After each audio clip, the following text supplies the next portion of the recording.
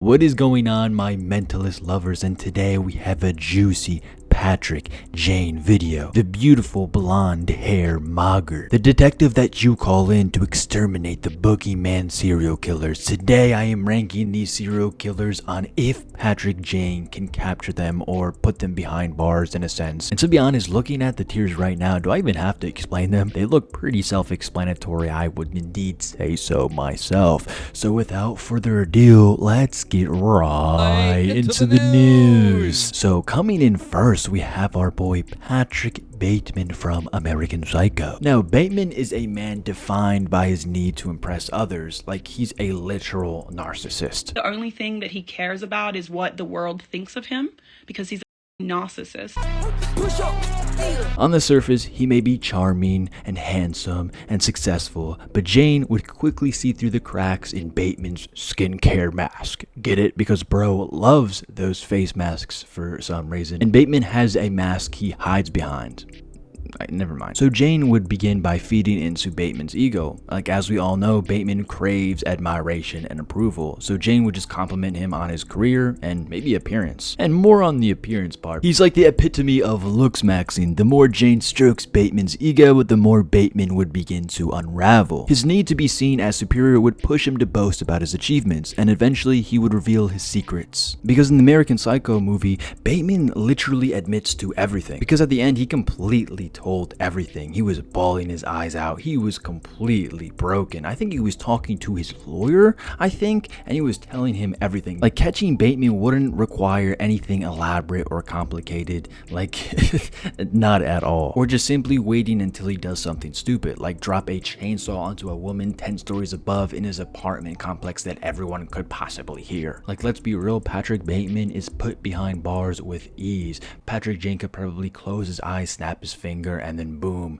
evidence would appear right in front of him because Patrick Baitman is that much of a dum-dum. And next we have Joe Goldberg, and at the time I'm recording this video, season 5 is literally a couple days away, so I'm excited. If you're excited, type 1 in the chat. So Joe Goldberg is the romantic serial killer, always looking for love and always killing in the name of it. Like, Joe is probably the biggest simp I've ever watched on a TV show in my entire life. And not even just that, he's a very smart individual and knows how to get out of messy situations on the fly, just like that. Unlike someone loud and arrogant like Patrick Baitman, Joe hides in the background. He's not trying to be admired. He's not a narcissist. He just wants to be left alone to control his own little world. And that makes him trickier to catch, but not tricky for Jane. I mean, he would play it cool, slowly building trust and watching how Joe reacts to pressure. Because as we know, Patrick Jane is really good at catching criminals through psychological warfare. Like, he's the social engineering guy. Maybe he'd mention a missing person Joe once knew, or casually drop a name from his past, just to see how Joe responds. And as we've seen in the show You, whenever someone tells him his real name when he's under an alias, his face completely lights up. And Jane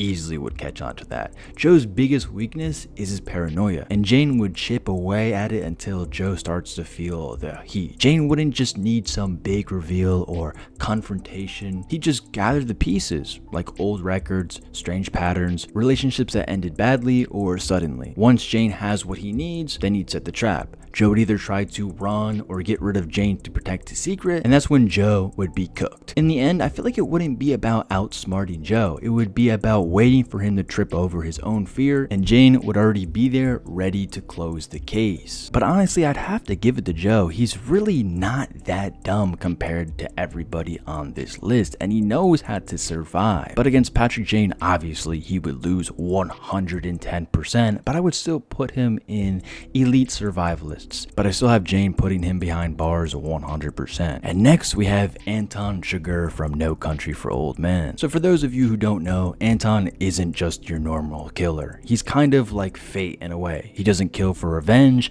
pleasure, or even survival. Well, I mean, he does kill for survival. I mean, every killer has to kill for survival, let's be honest. But that's not his main intent. He really just kills because of fate. He shows no fear and no interest in whether or not he gets caught whatsoever. And that makes him almost impossible to manipulate. So Patrick Jane is used to cracking people by finding their weaknesses, their pride, their guilt, but with Anton, none of that really exists. He's cold and terrifyingly detached from any sense of humanity. And Jane would 100% be able to identify Anton as a killer. Well, I mean, because Anton is literally a wanted man who killed a cop in broad daylight in the police station, then walked out. But finding Anton is only half the battle. The real problem is getting close enough to stop him without getting killed in the process. Anton doesn't just avoid attention, he completely eliminates it. And people that try to stop him tend to end up completely dead. And he's not anything like your normal serial killer like Hannibal or Dexter. Like when someone is about to expose either Dexter or Hannibal, they have to kill them and then dispose of the body and then get rid of all the DNA, all of the evidence. But with Anton, he'll just kill you and leave you on the street and then just walk away like nothing happened. Like he doesn't care at all, dude. And also in the back of his mind, he would have to know that Anton could strike at any moment without any warning and any time. Like to stand a chance, Jane would need to outthink Anton on a level that no one else has. And I'm pretty sure that he could. But even then, there's no guarantee that it would work whatsoever, because Anton operates on his own sense of logic, and he might flip a coin to decide whether Jane lives or dies,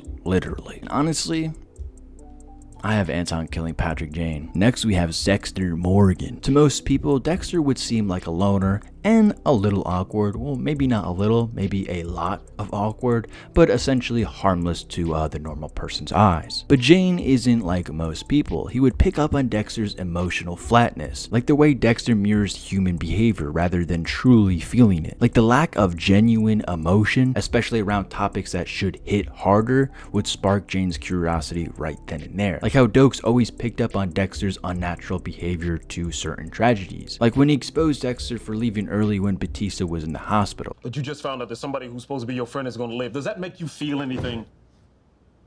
Anything at all? Patrick Jane doesn't just rely on DNA or fingerprints. He reads people, like that's his whole entire thing. And with Dexter, he'd go slow, knowing that this is someone who hides behind a carefully built mask. Jane would initiate conversations designed to test Dexter's emotional depth, maybe slipping in questions about morality or justice. Like he would watch for very subtle signs, like a slight pause, maybe, I don't know, a forced smile. He would build a psychological profile until the pieces start to fall into his lap. But catching Dexter wouldn't just be about a single gotcha moment. He would need to be strategic, like he's a master of mind games, and if he starts planting seeds of doubt in Dexter's carefully controlled world that he has created, maybe like suggesting that he already knows Dexter's secret or pushing him toward breaking his code, he could force Dexter into making a mistake. And as we've already seen, when Dexter loses control, he starts to panic, and that's his biggest weakness. Just look at what happened with the Trinity Killer. And when Trinity finally exposed him and knew who he truly was as Dexter Morgan, Dexter spiraled and he made mistakes and paid a heavy price for it. But that also puts Jane in danger as well. If Dexter sees him as a threat, he wouldn't hesitate to act or just kill him. Like Jane would have to walk a fine line, enough to avoid raising alarms, but enough to shake Dexter's confidence. And in the end, I truly believe that Jane could catch Dexter, but only if he moves before Dexter decides that he's too dangerous to keep alive. Dexter in Elite Survivalists, and I would have Patrick Jane winning, but I feel like it would take a little time for Patrick Jane, but inevitably I do have Patrick Jane putting Dexter behind bars. And next we have Hannibal Lecter. So for those of you who don't know who he is, he's a psychiatrist, a serial killing cannibal, and one of the most genius minds in serial killer fiction. Almost supernatural at that point. So right off the bat, I feel like Patrick Jane would instantly recognize that Hannibal is more than just a sophisticated intellectual. Jane has made a career out of exposing liars and manipulators, and Hannibal's really clean image would strike him as too perfect. Like he has no emotional fluctuation, no telltale signs of stress. Like even when discussing violent topics, bro does not react whatsoever. That kind of detachment would raise an alarm. But here's where it gets tricky. Hannibal doesn't just make the typical mistakes. He doesn't leave DNA, witnesses, or rush kills. Every murder he commits is surgical, like planned down to the last detail. And because he moves in high society and has built a reputation as a trusted therapist, any accusation thrown his way would seem absurd without proof, as also seen in the show. Patrick Jane wouldn't just try to corner Hannibal directly, because that would be complete suicide for Patrick Jane. Instead, he'd do what he does best, get inside his head, and that is also very tricky as well. Jane would approach Lecter under the guise, I don't know, of admiration, maybe even planning the role of a curious person, eager to understand the psychology of evil or something like that, I don't know. He'd probably flatter Hannibal's intellect, ask philosophical questions about morality, and plant the idea that he sees through him, but only just. That's the opening move. From there, Jane would build a mental profile, keeping track of every word Hannibal chooses. Then Jane could set up a trap like he does with Dexter. He might invent a fake killer who mimics Hannibal's style, a student out there stealing the spotlight, carefully baiting Lecter's ego. Like, how dare someone imitate his art? And that's the key. Hannibal's one weakness is his vanity. He needs to be seen as the master of his craft. Like, if Hannibal takes the bait,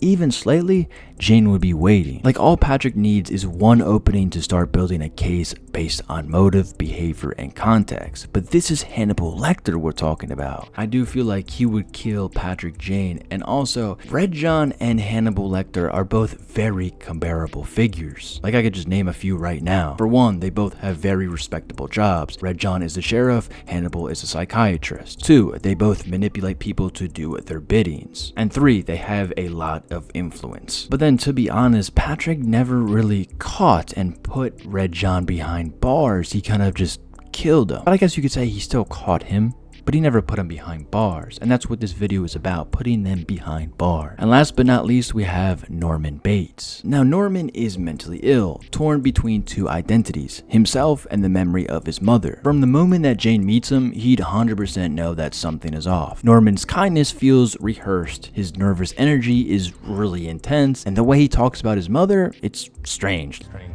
Like, it's almost too protective. Like, she's always watching. Jane would notice it right away, 100%, and he'd know that there's not just signs of guilt, but signs of a fractured mind. Jane would stay at the Bates Motel, ask innocent questions, and take a close look at the layout of the house and rooms. He'd ask to meet quote-unquote mother, and when Norman dodges or makes excuses, that would only confirm his suspicions. From there, Jane would start digging into public records, checking who owns the house, and medical history tied to Norman or his family. Once he puts together that Norman has been living alone for years and mother couldn't possibly be alive, the truth would easily become clear. Norman has been carrying on her persona, committing crimes while believing, or I guess you could say pretending, that she's the one responsible. But Jane wouldn't confront him like a cop. I feel like he would approach him like a therapist. He would speak very softly, guiding Norman to the truth instead of just forcing it out. Like, Jane knows that pushing too hard could cause Norman to panic or even completely snap. So he'd let Norman talk,